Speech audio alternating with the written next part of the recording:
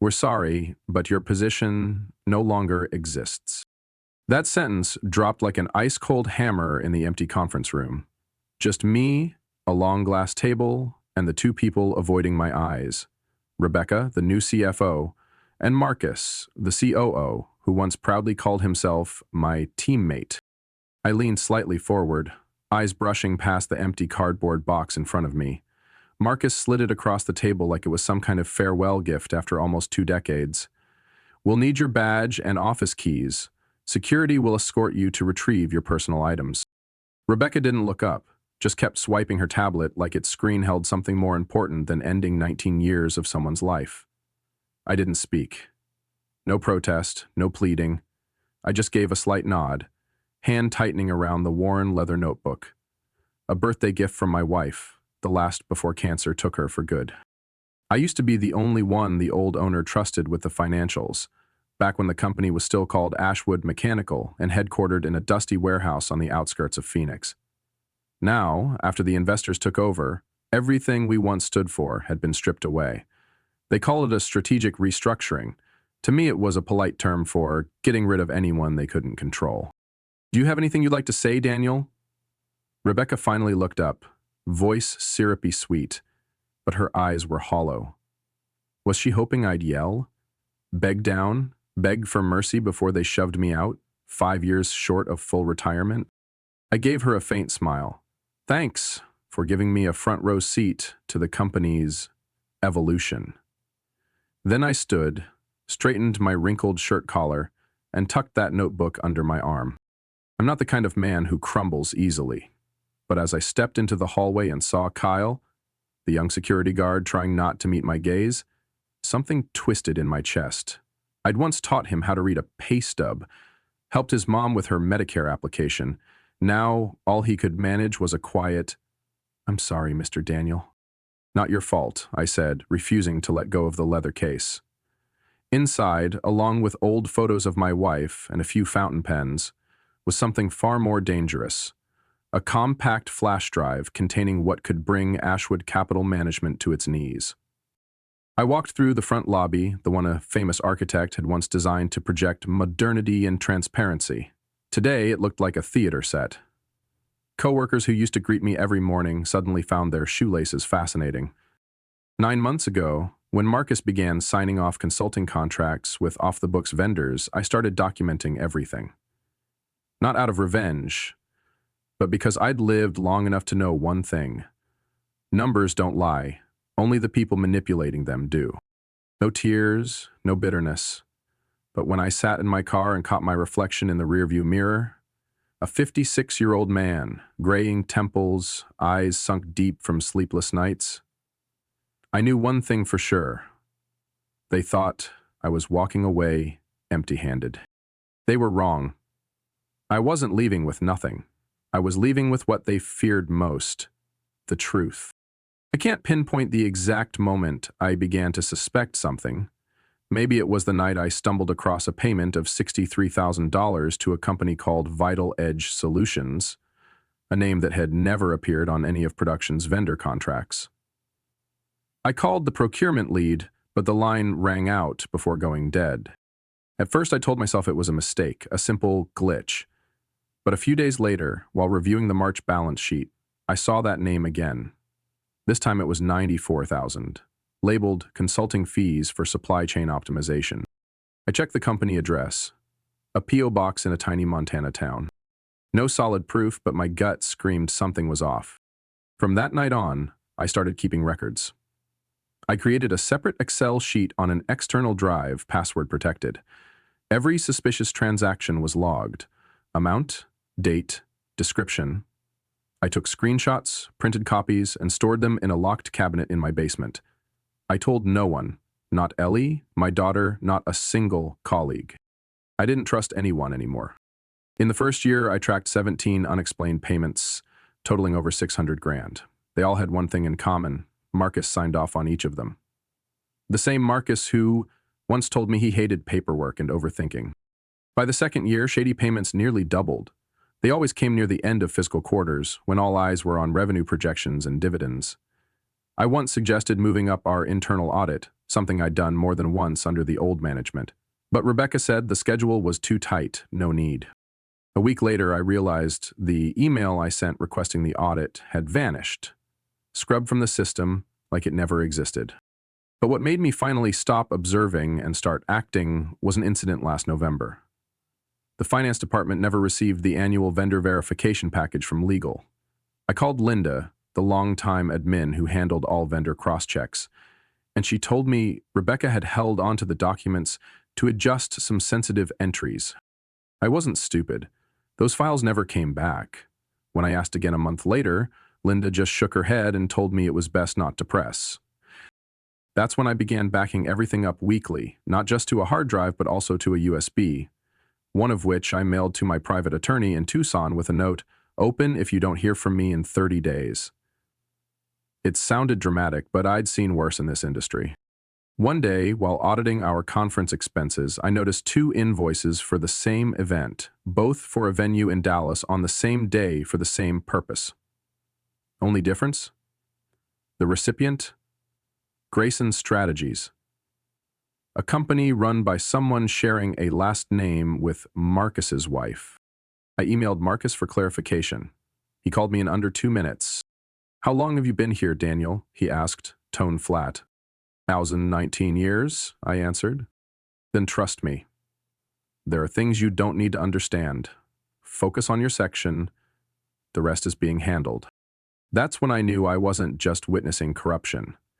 I was inside a machine. I converted every file to PDF, organized them by date and severity, and built a cross-referenced index, not to share with the company, but for the day I'd have to send it all somewhere else, somewhere that would demand answers under oath. I used to believe the truth would surface on its own, but at Ashwood, truth only mattered when someone was willing to risk everything, to speak it out loud. I was ready, and if someone had to go first, it would be me. Every time I passed the framed photo in the main lobby, a black and white shot of Walter Ashwood standing in the factory, sleeves rolled up, hands smudged with grease, I paused. He was the founder, the man who once told me during my interview, "If you want to build something that lasts, you need 3 things: principles, trust, and people who believe in both." I was 37 that year, having just left a public company I couldn't stomach anymore. Walter personally called and asked me to join Ashwood Industrial Systems, then just a mid-sized manufacturer of hydraulic components, famous for never missing a military shipment. I still remember every Monday morning Walter would be out on the floor by 6:30, shirt sleeves up, walking the line, talking to every machine operator by name. He never judged staff by metrics alone. Every mistake was tracked back to the root, but no one was ever punished for being honest, only for hiding the truth. We used to operate like a well-oiled machine, where everything had to be accurate down to the last cent. I remember my first month, when a balance sheet was off by $30, Walter refused to close the books until we found the cause. Turned out it was a new employee who mistyped an invoice number. Walter didn't get angry. He simply said, "We're not better than anyone because we earn more. We're better because we control everything." Walter retired in 2013 and sold all his shares to an investment firm called Crimson Ridge Capital. He told me, "I picked them because they promised to keep things the way we ran them. But keep an eye on them for me, will you?" I nodded, not knowing what I was agreeing to. A year later, we had a new CEO. His name was Brandon Kerr. He'd worked at 3 different companies before, none of which still existed. Brandon didn't show up early to inspect the production line like Walter. He arrived at 10, latte in hand, and a slideshow titled Optimizing Human Capital. His first day on the job was Donna's last, a 26-year HR veteran. 3 weeks later, the quality control department was merged with logistics under the excuse of streamlining reporting. I had doubts, but I still hoped. Maybe they were just trying a modern approach. I was wrong. The following year, purchasing started sourcing components from a new vendor called Vallejo Midwest. Their documentation was incomplete, but the orders got approved fast. I flagged it to leadership and received an email from Marcus, now the new COO, saying, "We've internally verified, no need to interfere further." 2 months later, a shipment of hydraulic valves was returned due to pressure test failures. The damage cost nearly $100,000, but no one was held accountable. Instead, Brandon organized a core values reorientation retreat at a Colorado resort. Total cost, 210 grand. I know, because I processed the payment myself. Still, I kept quiet. I thought it might just be a transition phase, that maybe they didn't yet understand what this company really needed. But then it happened again. A wave of key personnel got replaced by people with close ties to the leadership. The head of engineering was quietly pushed out after resisting the cutback on quality inspections. His replacement? Brandon's nephew. Fresh out of college, never set foot on a shop floor. Then it was my turn. My budget approval rights were revoked. Every major transaction had to go through Rebecca. The emails I sent asking about questionable expenses went unanswered. Dean, a close colleague, quietly handed me a copy of a budget file that had been altered, with no name attached to the approvals. I printed this before they changed the server passwords, Dean said. Keep it, I don't want to end up like Amy. Amy used to be in internal audit. She discovered a special services fee nearing $500,000 routed to an overseas account. 3 days later, she resigned for family reasons. But I knew that just a week earlier, she was bragging about being praised in the all-hands meeting. There was no more room for doubt. All the fragments in my memory were forming a twisted but unmistakable picture. The company I once knew no longer existed. Walter once told me, "What holds a company together isn't money, it's trust." I don't know if he's still alive, but if he is, I doubt I'd have the courage to look him in the eye, because I let that trust slip too far. But it's not too late. I still have the numbers, the documents, and now I have a reason I can't ignore. Shortly after the holiday break last year, I began to sense something was being carefully staged inside Ashwood. No public statements, no memos. But one by one, the seasoned employees started vanishing, like chairs being pulled silently from a dinner table. Luis, from engineering, who had won 5 consecutive service medals, abruptly left for personal reasons. Nancy, head of HR, who knew every detail of the company for over 2 decades, was suddenly reassigned to a subsidiary no one had heard of. I asked Dean, still the only one who dared talk to me after hours, and he just shrugged and whispered, "They're calling it organizational optimization, but really they're cleaning house, getting rid of anyone who might know too much." At that point, I still had a private office, but it felt like sitting in a deserted train station, waiting for a train that had already left long ago. I stayed up countless nights, not reviewing spreadsheets, but wrestling with the same question. When did I become the problem? Ellie noticed something was weighing me down. One Sunday evening, as I poked at a cold dinner in front of a muted TV, she sat down across from me. She had just been promoted to managing attorney at a Chicago law firm, her face still glowing from her first week on the job. "You okay, Dad?" she asked softly. "Just tired," I replied, avoiding her eyes, the eyes I knew would cut straight through any wall I tried to build. "You don't talk about work anymore. You used to vent every time something annoyed you at the office. Now, nothing. Why?" I gave a weak smile, the kind I could hear the bitterness in myself.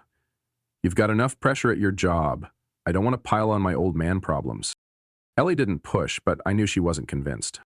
The following week brought the clearest sign yet that I was no longer part of the inner circle. During the finance meeting, the chair I'd occupied for 19 years was now taken by a new face. Kyle Matthews, 28. Marcus's nephew. Kyle took my seat like he'd always owned it. Crisp white shirt, bright red tie, laptop resting on a notepad I recognized from Marcus's office. I had brought up a series of questionable payments tied to the Axel Phoenix project, one I knew was showing signs of serious overrun. Kyle didn't look at me. He turned to Marcus. Marcus waved his hand. "Daniel, Kyle's now managing the new approval structure. Let him handle the prioritization." I didn't argue. I didn't need to. They weren't hiding it anymore. The message was loud and clear. I'd been shut out. That afternoon, I went into my office and opened the safe, pulling out the thick folder I'd been compiling for 3 years. My hands trembled as I flipped through each page, not out of fear, but because I knew time was running out. It wasn't money that drove me to act. I'd lived through enough loss to understand the real value of an ordinary day. But Ashwood was no longer the place I once promised Walter I'd protect.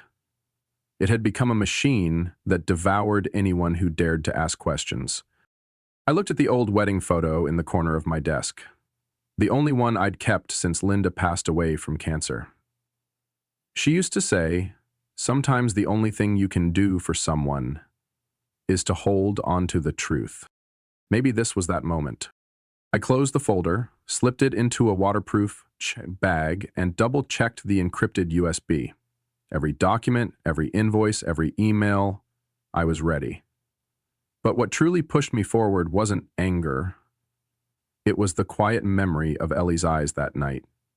The look that asked whether I was still the father she believed would never bow to injustice.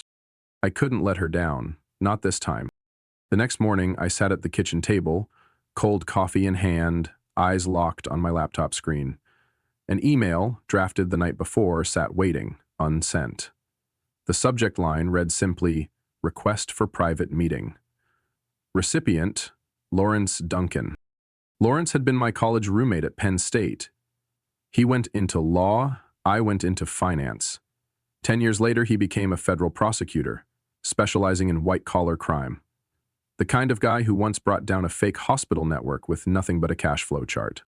I'd never asked anyone for help in my career, but this time I knew I couldn't do it alone. I hit send, then closed the laptop like that very act had shifted something in my life. 2 days later, I walked into a quiet cafe near downtown Nashville. No music, just the hum of an espresso machine and murmurs of quiet conversation. Lawrence was already waiting in a shadowed corner booth. Same dark suit as always, but eyes sharper than I remembered. "Daniel," he said, standing to shake my hand, "it's been a while. But when you schedule a meeting for 7 a.m. with an attachment over 200 pages, I figure I'm in for something big." I handed him a small USB and a neatly bound hard copy of the files.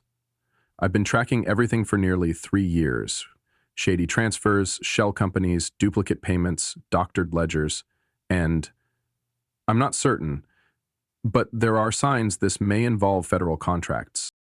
Lawrence didn't respond right away. He unscrewed the cap of his water bottle, poured into a glass, and asked quietly, "What do you plan to do with this?" "I'm not looking to sue. I don't want a payout, but I can't sit back while people are being misled. You understand the risk. If I'm not wrong," I cut him off, looking him straight in the eyes. "I'm not guessing. I've verified every figure myself." He nodded and slid the files into his briefcase. "I'll go through everything today, but if what you're saying holds up, this goes beyond corporate fraud. It may hit the federal level." I nodded. No further words needed.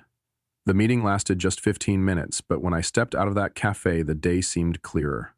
Not because the sun was up, but because, for the first time in months, I'd taken the right step. 3 days later, Lawrence called. His voice was calm, but with an edge I hadn't heard before. "Daniel, I've passed your files to the Justice Department's investigation team. They're taking it seriously. I'm scheduling a meeting with SEC officials." I stayed silent for a moment, then asked, "Do I need a lawyer?" "If you're telling the truth, no. But I suggest you prepare all originals, all backups, every version history. If this escalates, it's going to be thorough." I hung up and immediately went to work. I pulled every folder from storage, rechecked all drives, verified timestamps, and encrypted copies. One version I sent through a secure portal set up by federal attorneys. Another I sealed and handed to Ellie. The first time I told her father wasn't just a controller anymore. She went quiet hearing it. "You shouldn't do this alone," she said, placing a gentle hand on my shoulder. "If you need legal backup, I'm here." I shook my head. "I don't want to drag you into this, but if things go bad, open the packet in my desk drawer, only if it's absolutely necessary." A week later, I received an email from a special investigator with the SEC. The meeting was scheduled at a federal building in downtown Nashville. It wasn't an interrogation room, but it wasn't your standard conference room either. No windows. 3 people across the table. Me in the center. I answered every question: transaction history, company structure, individual players. No speculation. I backed everything with data, documents, dates, and invoices. They didn't smile, they didn't nod, they just took notes and kept asking. But when I finished laying out the transaction trail to Vital Edge Solutions, which was actually Marcus's brother-in-law's shell firm, one investigator finally said, slowly, "This could involve federal budget fraud." At that moment, I knew the truth no longer belonged to me. It had entered a system bigger than I could control. And this time, I didn't regret it.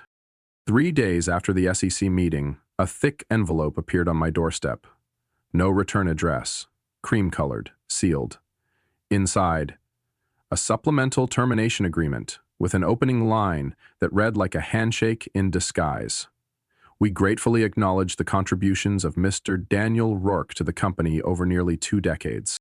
The next line carried the number. 3 months base salary, on the condition that I sign a permanent confidentiality agreement, barring me from ever disclosing anything about the company's internal operations, financials, or personnel. No exceptions." In the lower corner of the final page was a subtle warning. "Refusal to sign may affect your legal entitlements, including but not limited to unemployment benefits and any outstanding compensation." I set the paper on the table, circled the phrase "Release Ashwood of all legal responsibility" with a red pen, and gave a bitter chuckle. 3 months' pay to buy my silence? They really thought that'd be enough? That night, as I was sorting through files, my phone buzzed, a text from an unknown number. "If you're smart, you'll stay quiet. Everything you have can disappear faster than you think." I didn't reply, just took a screenshot and sent it straight to Lawrence with a short note. Game on. The next morning, I noticed a black SUV parked across the street from my house. Tinted windows, out-of-state plates. No one got out, no one left. By noon, it was gone. That night, it returned. This time, I recorded video and sent it to Lauren. "They're testing your reaction," he said. "But if we catch anything solid, I can get the FBI involved." 3 days later, after I returned from the post office, I saw a familiar car parked in my driveway. The door opened and Rebecca stepped out. Same black heels, perfectly curled blonde hair, and that smile that never quite reached her eyes. "Daniel," she said, as if we'd bumped into each other at a seminar, "I'd like to speak with you privately for a moment." I folded my arms and leaned against the porch column. "Now's not a good time, but go ahead." "We think there may have been a small misunderstanding," she said, pulling a thinner, neater contract from her handbag. "We're willing to add 2 more months' salary if you sign today." I smiled, eyes fixed on the papers. "Paying more to buy time?" Rebecca's expression tightened slightly. "The board needs to resolve outstanding legal issues before next quarter. This isn't personal." "Oh no," I replied slowly. "Firing me quietly, cutting off all access, and now parking a car outside my house. Yeah, nothing personal at all." Her smile disappeared. "Did you take any company documents with you when you left, Daniel?" "I only kept copies of work I personally produced," I answered, my gaze unwavering. "That could be considered theft of intellectual property," Rebecca said, no longer cordial. "I hope you understand the consequences, especially at your age." I stepped forward and pulled a piece of paper from my jacket. "You're threatening me with a clause I wrote?" I held up a printed page from the employee handbook, the section I'd rewritten and signed off 3 years ago.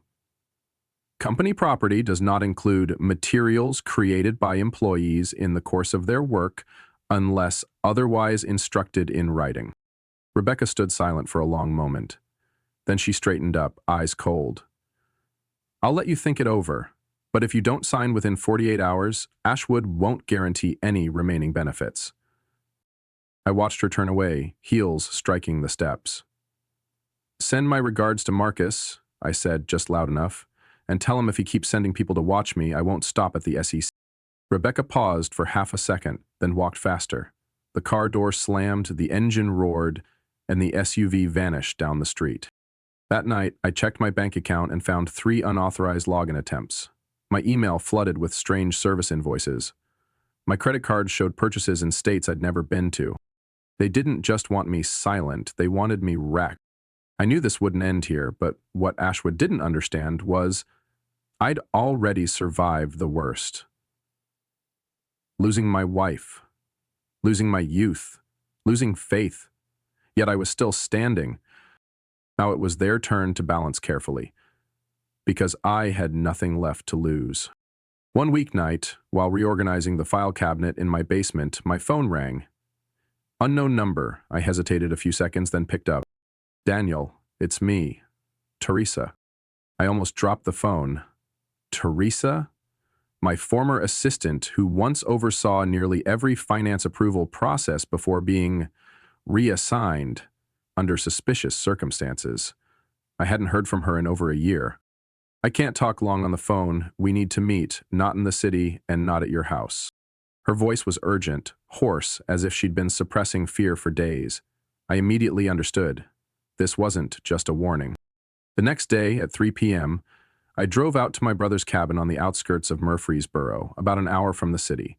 Quiet, deep in the woods, no cameras, no nosy neighbors. Perfect for an off-the-record meeting. Teresa arrived 10 minutes late. She wore sunglasses, a baseball cap, and her car had no front plate. Everything about her said she wasn't here for small talk. Inside, she kept her coat on and didn't sit right away. Instead, she pulled a small black USB from her bag and a thick folder. They're faking an audit, she said directly, but what they're really doing is rewriting records. They're using Marcus's consulting firm, it's renamed Elevate Systems, to revise all approvals from the past 2 years. I frowned. Rewriting to what extent? Forged documents, fake signatures from people who've left, backdated approvals. They're erasing the trail.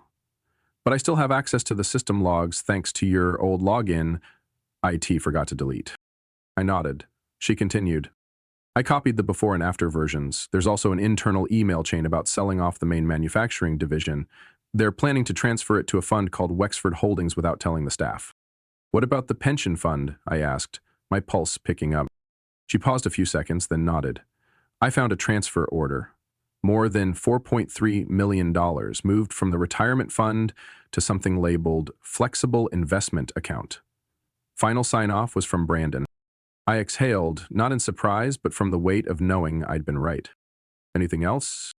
Yes. Teresa opened another folder on her laptop. Drew, the quality control guy, remember him? The tall kid, messy hair, sharp as hell, I asked. Right. He started asking questions about product specs. A week later, he was fired. Official reason was that he resigned, but there's no termination paperwork. No emails, no file, he just vanished. A chill ran down my spine. I tried calling him, numbers disconnected, his home looks abandoned, neighbor said he left around midnight, no note. I stood, walked to the window, and looked out at the trees turning color. The air in the cabin felt like it had frozen. What do you plan to do with all this? I asked. Give it to you, Teresa replied without hesitation. They already know I've started asking questions. I found an email discussing the removal of roles no longer aligned with the new direction. My name was on the list. I took the USB and slipped it carefully into my inner pocket. Are you afraid? She looked at me, the first glimmer of optimism in her eyes all afternoon. Of course. But if I stay silent, how many more people will end up like Drew? She stood. I can't stay long, but if needed, I'll testify. Before leaving, she handed me a small note. This is the decryption password for the folder, but be careful. I suspect someone inside is monitoring access logs. I nodded. I won't let you face this alone. The door closed behind her, leaving me with hundreds of pages, thousands of data points, and a single name pulsing in my head. Drew. He could be out there, hiding in fear, or maybe already silenced for good. I couldn't let anyone else be shoved into the dark. Not after everything I'd learned. Not after what Teresa had risked to bring me. This fight had moved far beyond career, reputation, or revenge. This was about justice. And no one else was going to fight for it but me. 2 days after the meeting with Teresa, I was sitting alone in my usual cafe when the phone rang. Unknown number. No caller location. The tone felt like a warning. Daniel. The voice on the line was raspy, wind in the background. It's me, Drew. I shot up from my seat, stepped outside, heart hammering. Where are you? Are you okay? I asked, scanning the street. No, but I only have a minute. Drew's voice trembled like he was hiding somewhere dark. They're using defective parts. In the military shipment, Phoenix X9 contract. Those pressure valves, they didn't pass internal testing, but the records were forged. I stood frozen. Blood chilled beneath my skin. Are you sure? Do you have proof? Yes, I saved the original test results on the server before they deleted them. Compare those with the ones they submitted to the DoD. Massive discrepancies. If these parts get installed, they could cause critical failure, even casualties. Drew, I need to meet you. Where are you? His voice wavered. They threatened my family, Daniel. Said my kids would pay if I didn't disappear. I have to go. But you have to stop this. Before I could reply, the call dropped. I stood there, numb, still clutching the phone like the signal might come back. I didn't wait. I called Lawrence immediately. I need to see you now. This isn't about finances anymore. 4 days after the meeting with the Department of Defense, I called Rebecca. I've thought about your offer, I said, voice hoarse like someone worn down. I don't want this to go legal. If the company's still open to a quiet resolution, I'm willing to sit down. The other end went silent for 2 seconds, then she softened her tone. Good. That's a wise choice. Where do you want to meet? I choose the location, I said firmly. Goldridge Hotel. Private meeting room on the 9th floor. No staff, no attorneys, just you and me. Rebecca agreed instantly. Maybe she thought I was scared. But what she didn't know was that Lawrence had already stationed personnel at every hotel exit. The FBI, DoD, and federal investigators were all ready. That room wasn't just private. It was wired for legal-grade audio and video. We called it the Golden Cage. Friday morning, I walked into the Goldridge, carrying a decoy folder labeled Settlement Agreement. Rebecca was already seated, arms folded over a dark blazer, lipstick neat but eyes cautious. Hope no one brought recording devices this time, she smirked. I only brought my better judgment, I replied, placing the papers on the table. If this is how it ends, let's get everything on the table. She skimmed the documents, flipped a few pages, then slid them back toward me. We'll pay 6 months' salary plus all remaining benefits. In return, you agree never to disclose anything, even informal knowledge. I feigned hesitation, furrowed my brow. Does that include Westline components? I asked calmly. She blinked once, then nodded. That too. And the Phoenix X9 contract? Even though the parts didn't meet standards? A flicker of panic crossed her face. But she steadied herself. You can't prove anything, Daniel. We followed protocol. I smiled, slowly nudging the papers back. If you're so confident, confirm this for me. Phoenix XX9 was approved by the company despite lacking certification from QA. Becca gripped her pen tighter. Daniel, don't be naive. Every company does this. Performance matters more than nitpicky specs. I can't let hundreds of thousands of dollars evaporate over a few numbers. I sat still, gaze fixed. Go on, I said quietly but firmly. Drew was a problem. Just like you, she said with a faint laugh. But problems solve themselves. We didn't force them out. The rear door burst open. 2 federal agents entered, followed by Lawrence and a DoD rep. Rebecca turned, her face drained of color. Rebecca Mays. We have a warrant to search all Ashwood Capital Management facilities and a warrant for your arrest for financial fraud, falsifying federal records, and endangering national security. She jumped to her feet, but before she could reach her phone, an agent stepped in. You set me up. I remained seated. No. You set yourself up. I just brought you to where the truth lives. At the same time, Damon Weston, the COO and Rebecca's accomplice, was arrested at the company headquarters. Another task force moved to seal the Phoenix X9 parts warehouse. 2 hours later, local media exploded with the headline, CFO and senior executives at Ashwood arrested in defense contract fraud scandal. The current CEO, under pressure from shareholders and the threat of prosecution, agreed to cooperate. He became a key witness, confessing the entire scheme to embezzle the pension fund and manipulate the defense supply chain. In exchange, he was granted immunity and placed under special supervision. That evening, I sat in Lawrence's law office, staring out the window at the city. The lights dimmed, one by one. Like a quiet signal, marking the end of a rotten era. "I owe you thanks," Lawrence said, pouring another cup of coffee. "Not many people have the courage to do what you did, especially knowing it could destroy them." I shook my head slightly. I didn't do it for reputation.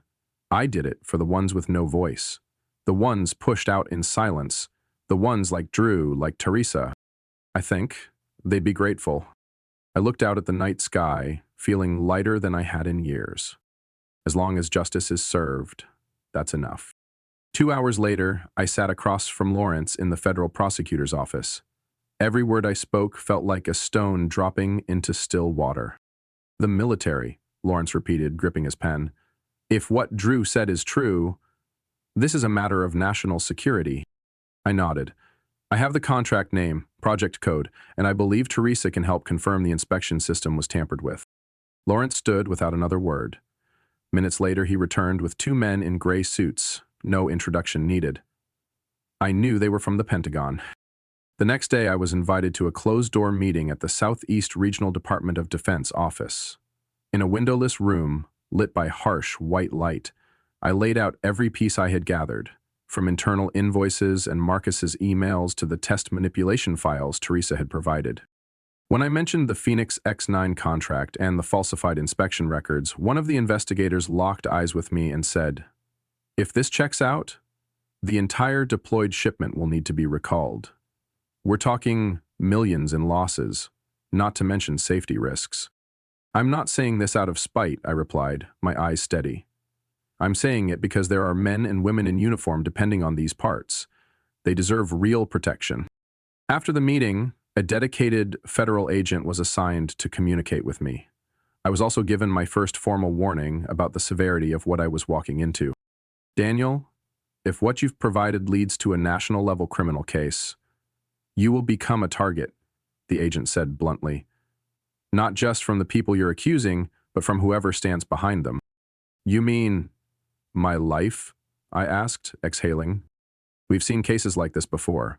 If you weren't being followed yet, you will be. Your personal accounts could be hacked, your reputation smeared, even people have gone missing." I nodded, stomach tightening, but my gaze didn't waver. I already lost the woman I loved to something no one could fight. I'm not going to stand by and watch anyone else suffer because someone else got greedy. That night, I overhauled my home security system, changed every password on every device, and set up 24/7 surveillance. I duplicated the original files onto 3 encrypted hard drives and sent them to 3 different locations. One to Lawrence, one to an independent attorney, and one to Ellie. With a handwritten note, "Only open this if you can no longer hear my voice." I wasn't trying to be dramatic. But ever since Drew's call, I knew this had crossed beyond legal lines. This was about conscience, about lives, and about something Ashwood had lost long ago: professional integrity. I didn't sleep that night. I just sat by the window, holding a cup of cold tea, staring at the darkened treetops behind the house. The black SUV had returned, but this time, I wasn't afraid.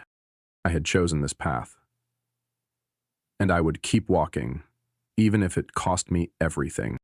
6 months after Rebecca's arrest, the sign Ashwood Capital Management was officially taken down from the company's headquarters.